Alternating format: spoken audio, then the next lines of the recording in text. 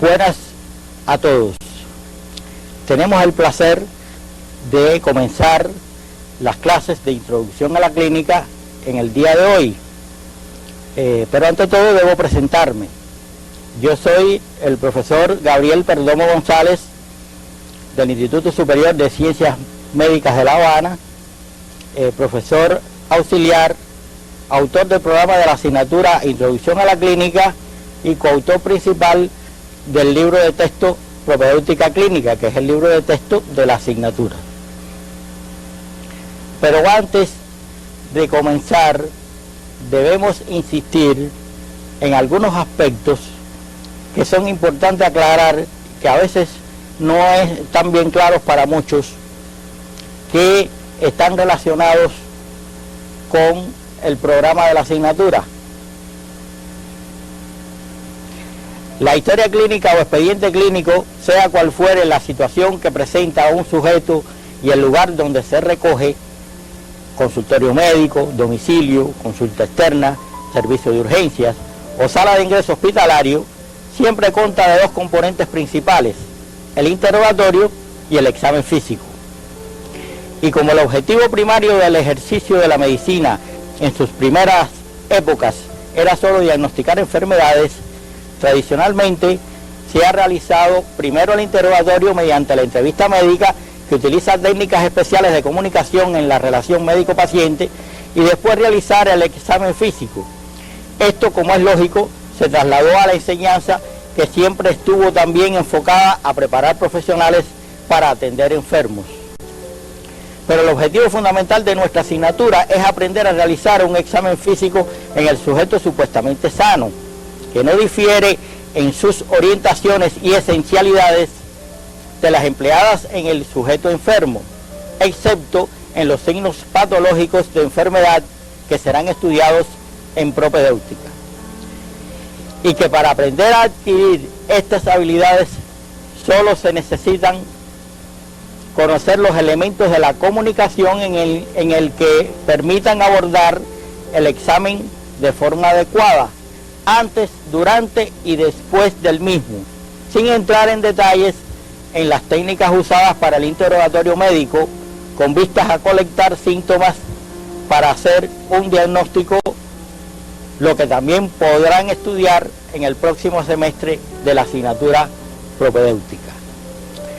Los que estamos acostumbrados a la enseñanza de la medicina de forma tradicional, nos cuesta trabajo entender a veces que pueda enseñarse el examen físico sin haber aprendido previamente la realización del interrogatorio. Esto se debe a que es cierto que para el diagnóstico clínico de enfermedad, el interrogatorio y el examen físico están indisolublemente unidos en ese orden, y no se concibe uno en ausencia del otro.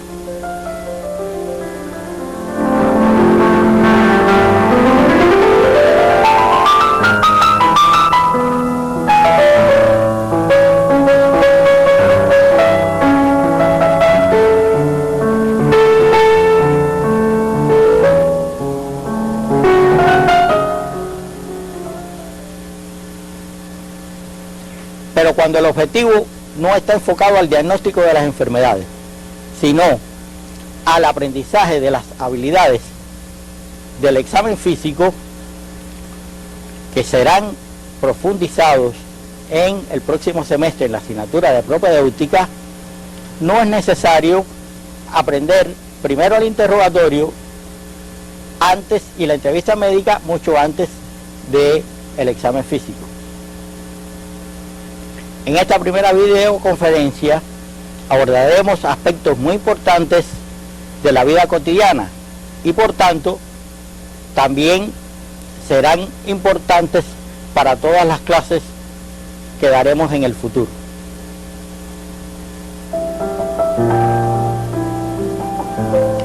Nos referimos, como vimos en la presentación del inicio, a la comunicación, la ética médica y la iatrogenia, que después de las generalidades indispensables, sus objetivos están enfocados a establecer una comunicación adecuada en un sujeto sano para hacer un examen físico sin cometer iatrogenia y guardando los principios de la ética médica.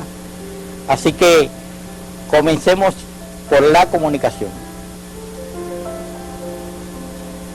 ¿Qué es comunicación? Es transmitir ordenadamente significados. ¿Qué es comunicar? Comunicar es el proceso de transmisión de un mensaje, de una idea o un pensamiento de manera congruente y precisa entre dos o más personas.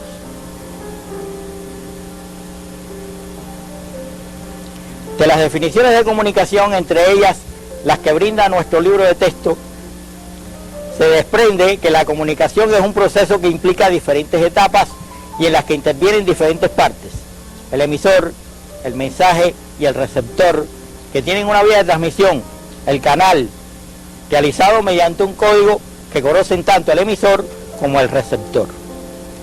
El emisor es la fuente donde se origina la transmisión y puede ser una persona de forma presencial o a través de la radio, la televisión, la prensa plana u otro medio emisor dirigido a otras personas que actúan como receptores, o sea, la fuente destinataria de la información. Además, la comunicación debe tener retroalimentación, que es la confirmación por parte del receptor de que ha recibido correctamente o no el mensaje, en la que el receptor, después de haber recibido este, se convierte en emisor y envía un nuevo mensaje al emisor original, convertido ahora en receptor. En la necesidad de comunicarnos, a veces olvidamos algunas de las etapas fundamentales y por consecuencia, esto se refleja en los resultados que tenemos en esa transmisión. Así sucede que el receptor no interpreta el mensaje de la manera en que el emisor quiso transmitir. Ahora bien, la comunicación puede ser directa o indirecta. Se trata de una comunicación directa cuando los mensajes se transmiten de persona a persona, o indirecta cuando lo hacen a través de los medios de comunicación. En cuanto a los tipos de comunicación, de acuerdo con el canal y código o lenguaje utilizado, pueden ser clasificadas como comunicación verbal, en la cual el canal es sonoro y el código el lenguaje oral. Puede tratarse de comunicación verbal, mejor dicho, extraverbal o corporal, cuando el canal es visual y el código los movimientos de la mímica. O la comunicación escrita, en la que el canal es el visual y el código el lenguaje escrito.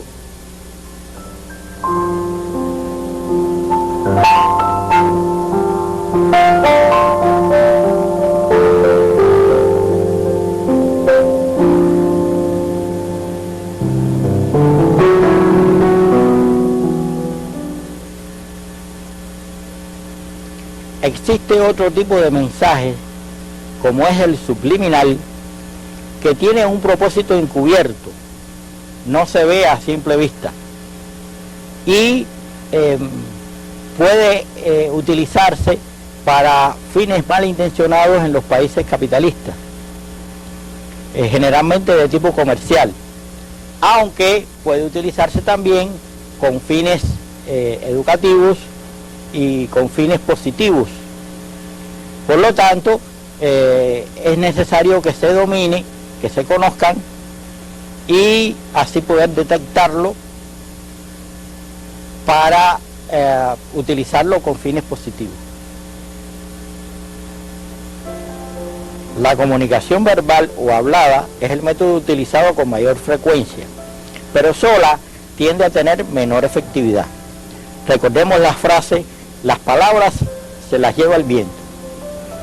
Tengamos en cuenta que la comunicación verbal se complementa con el lenguaje corporal y que debe haber homogeneidad entre ellos, que la postura y gestos no deberán contradecir lo que verbalmente se está comunicando. Es importante mencionar que en la emisión verbal del mensaje, la vista de la persona debe estar enfocada hacia los ojos del receptor.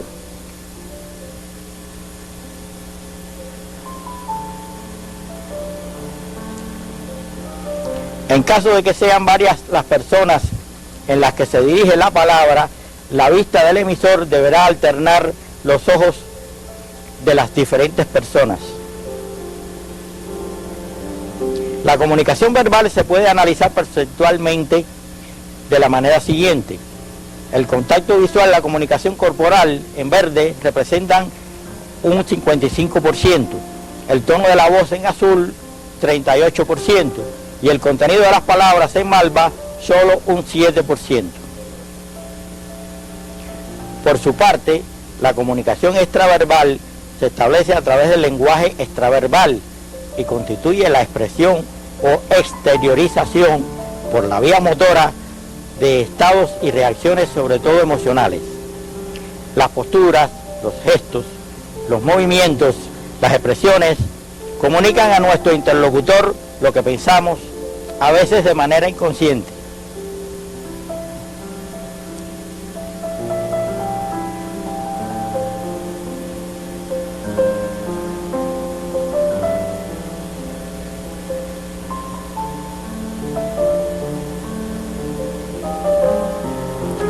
Mirar hacia otro lado y cruzar los brazos, jugar con un objeto o bostezar cuando se está oyendo a otra persona son manifestaciones extraverbales que generalmente denotan poco interés. O fruncir el ceño puede denotar preocupación o duda. Todas son formas de comunicación corporal. Debemos tener mucho cuidado de que nuestro lenguaje corporal esté en congruencia con el mensaje verbal. La comunicación en la práctica médica, para su estudio podemos dividirla en 5 momentos fundamentales que pueden ilustrarse con los que transcurre en cada entrevista médica en el consultorio con un paciente enfermo. La entrevista médica es una de las técnicas de comunicación más utilizadas en la práctica médica. Mantiene los principios generales de toda entrevista y añade las particularidades de la relación médico-paciente, entre ellas el interrogatorio. Ahora les mostramos un ejemplo esquemático de comunicación en la entrevista médica, en la que el enfermo como emisor expresa lo que se siente, mensaje, al médico, que es el receptor. Ahora el médico se convierte en emisor y expresa un mensaje con lo que aconseja o determina que el paciente recepciona.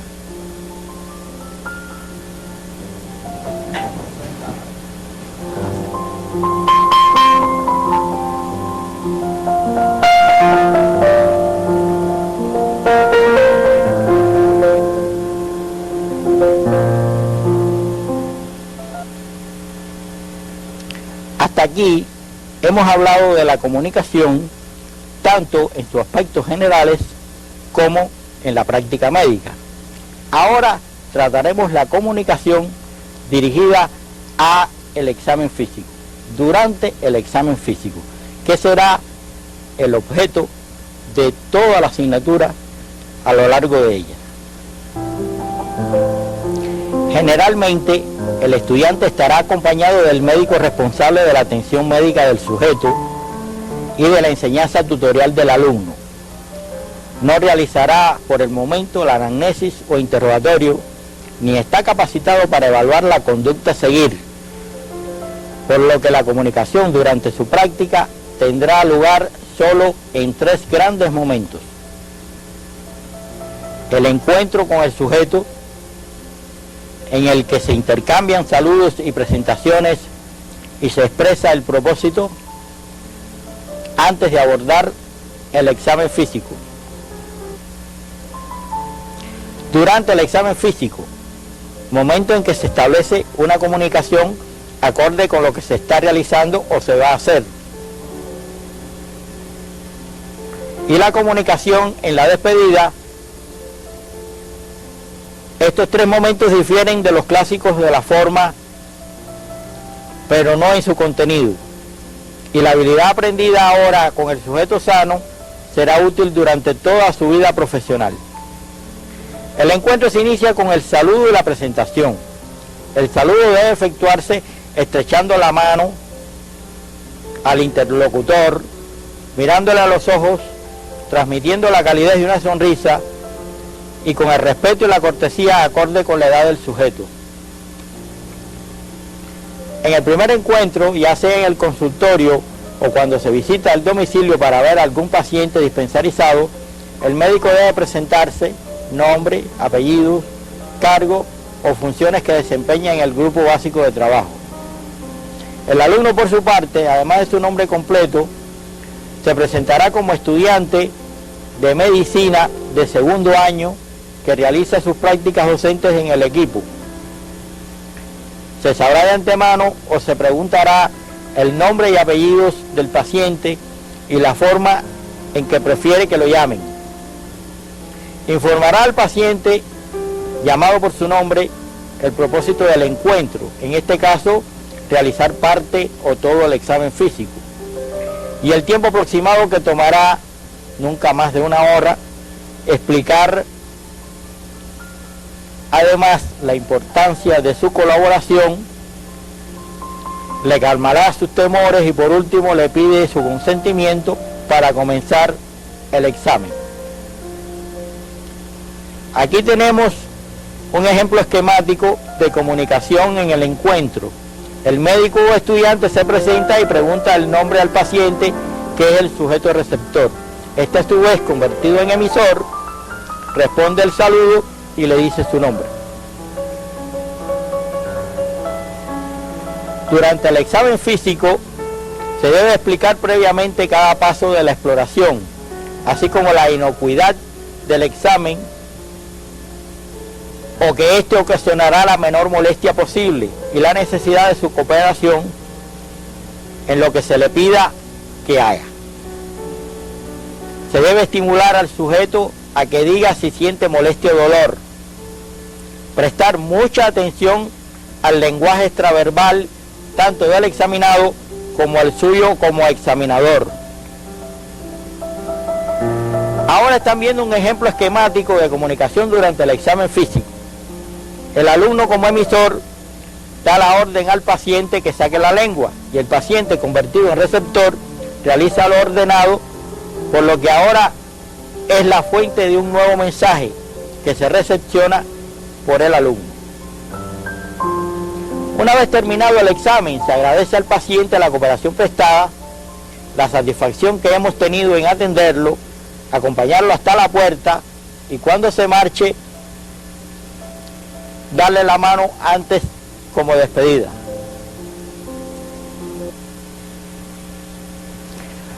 No debemos terminar el tópico de la comunicación sin insistir en que una buena comunicación con el sujeto durante el examen físico facilita la obtención de los datos y es la base de la empatía para que tanto el examinador como el examinado queden satisfechos del examen realizado.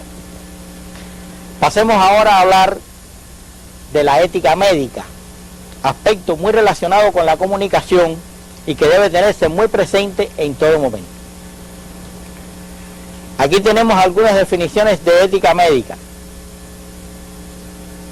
Como pueden observar, en todas es común el término moral. Por su parte, nuestro libro de texto la define como la ciencia sobre la moral, su origen y desarrollo, sus reglas y normas de conducta, los deberes hacia la sociedad, el Estado o una profesión.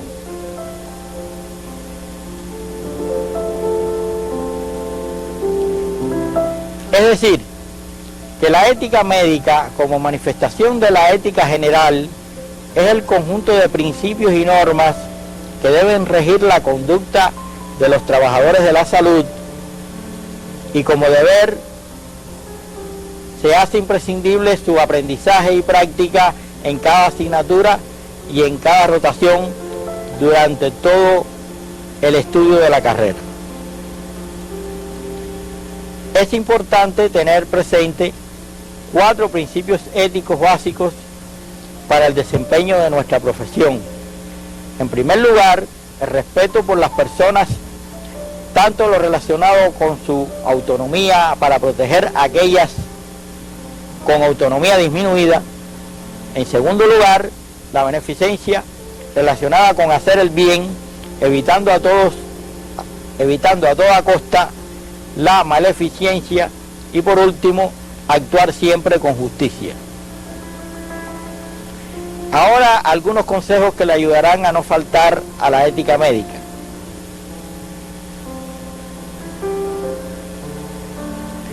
Acostúmbrese a tratar de usted a todas las personas durante su desempeño como profesional o como estudiante, aunque aquellas sean de edad similar a la suya o más jóvenes, a menos que se tenga mucha relación de amistad previa o que insista en que se le trate de tú.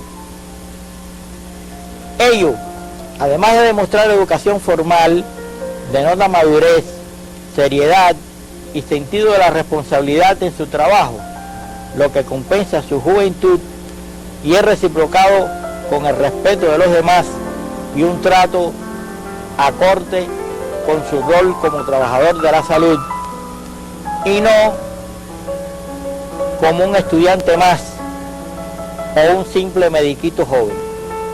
Tampoco debe usarse expresiones como tío o tía o abuelo o abuela para dirigirse a un paciente, que aunque son de uso común por las nuevas generaciones en nuestro medio, no denotan buena educación, pueden ser irrespetuosas y resultar hasta ofensivas, principalmente en personas de edad media o de la tercera edad. Tanto para la entrevista como para el examen físico, debe tenerse la suficiente privacidad y sin interrupciones innecesarias, sobre todo en la mujer. Para respetar el pudor, utilice una cortina o un paraván y tape las zonas que no necesiten estar destapadas. Para lograr la mayor cooperación y evitar tensiones y ansiedades, recuérdese siempre explicar previamente todo lo que se vaya a hacer y tranquilizar al sujeto, sobre todo cuando se vaya a realizar los exámenes de los genitales y rectal en ambos sexos o ginecológico de las mamas en la mujer. Es recomendable hacerse acompañar por la enfermera, un familiar cercano o algún otro miembro del equipo si la persona a examinar es joven y del sexo opuesto al del explorador, para evitar situaciones embarazosas para ambos o que puedan interpretarse como violación de la ética médica. Cuando se trabaja en equipo, lo ético es el respeto y obediencia al nivel jerárquico. Esto incluye a los médicos docentes, a residentes y especialistas no docentes, así como alumnos de años superiores como internos, aunque sean de edad similar. Las relaciones interpersonales con enfermeros, técnicos, secretarias, personas de servicio o limpieza u otro personal paramédico, así como con alumnos de esta u otras carreras, deben establecerse siempre sobre la base del respeto mutuo, tanto dentro del equipo como fuera de este. Recuerde siempre que los problemas, aunque sean laborales y estén relacionados o no con la atención médica, no deben ventilarse a solas, alejados de la presencia de los pacientes. Y que cuando labore en presencia de estos, evite las conversaciones sobre noticias, programas televisivos u otras situaciones domésticas o personales, pues constituyen violaciones de la ética médica. A veces los estudiantes, por ser los más jóvenes, se juegan con ellos y entre ellos, y se tratan con mucha familiaridad. Pero este tipo de relación interpersonal en plena actividad laboral y educativa y delante de los pacientes va en contra de la formación ética de los estudiantes, tanto como profesionales como estudiantes, y va en contra también de la ética médica del equipo, ya que la mayoría de los pacientes se cuestionan si su salud no estará en manos de personas que pueden tratar su problema con la misma seriedad y responsabilidad que muestran en sus relaciones interpersonales. A continuación, hablaremos del último tópico de nuestra clase, la iatrogenia.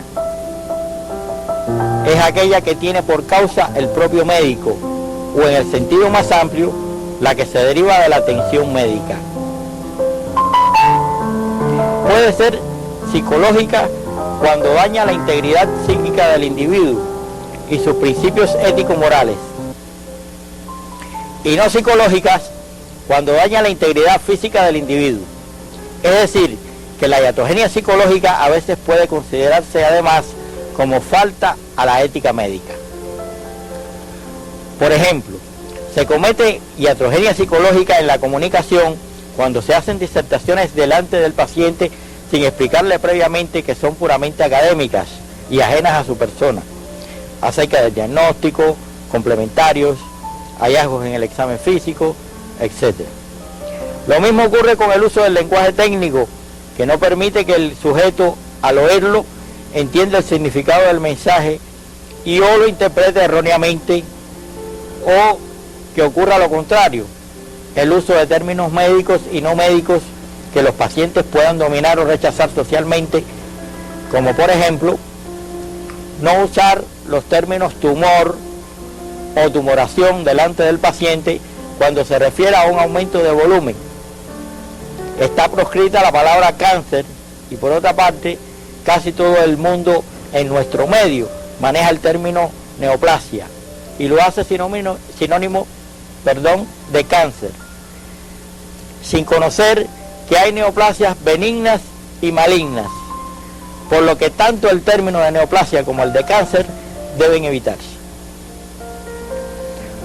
Los términos tuberculosis, sífilis, sida, cirrosis hepática, borracho o alcohólico y otros son rechazados socialmente y a nadie le gusta que le digan en público estos diagnósticos, por lo que deben sustituirse por expresiones que encontrará al final del capítulo 1 de su libro de texto. Nunca pregunta el significado de un término médico o un pronóstico delante del paciente. Anótelo y pregúntelo en otro momento, porque la respuesta puede provocar iatrogenia, lo que pone al docente en una situación embarazosa. Se puede cometer iatrogenia realizando el examen físico. Así, por ejemplo, cuando se realizan maniobras de una manera brusca que causen molestias o dolores innecesarios, y cuando no se respeta el pudor del paciente, descubriendo, digamos, el pecho de una mujer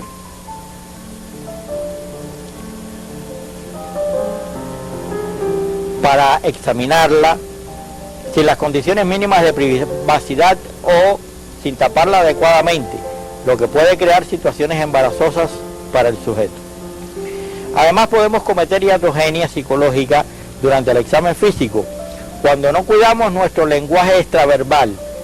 Así, por ejemplo, cuando examinamos un sujeto y en un momento hacemos un gesto de preocupación que es evidente para este, ya que está atento a todo lo que realiza el explorador. A veces la iatrogenia se refuerza con algún comentario como «¿Usted sabía que tenía un soplo?», o comentando con otro integrante del equipo «Aquí yo encuentro algo raro».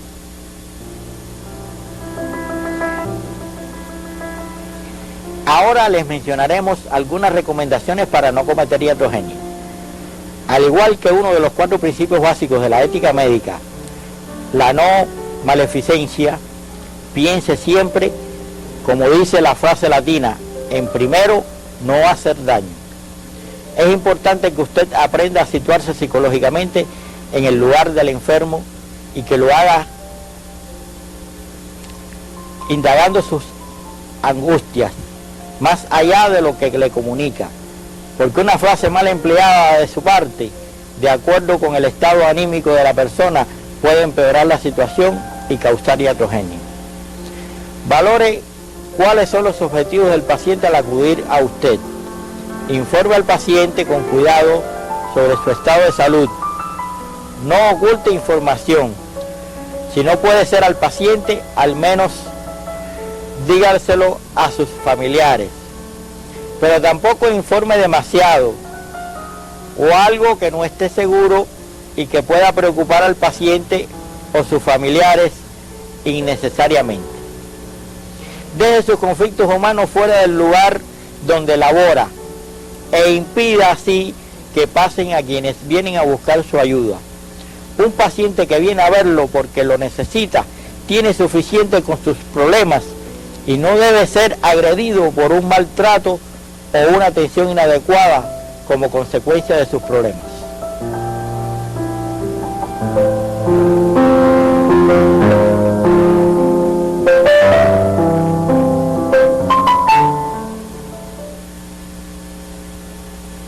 Y con esto nos despedimos, no sin antes recordarles que no es suficiente con la práctica que tendrán ustedes entre ustedes mismos y después en el consultorio con los pacientes. Es necesario que además de eso practiquen en su tiempo libre con sus familiares, amigos o compañeros de estudio, para así poder automatizar todo lo aprendido. De lo contrario, no van a obtener buenos resultados con la clase que hemos dado. Queremos además anunciar que el próximo tema será el examen físico general precedido de las técnicas básicas de exploración. Eso lo haremos en la próxima clase y tendremos el gusto de volver a estar con ustedes junto al profesor Garrido. Queremos recordarles que este tema pueden también revisarlo en los capítulos 2 y 3 del libro de propedéutica clínica. Así que nos vemos en el próximo encuentro.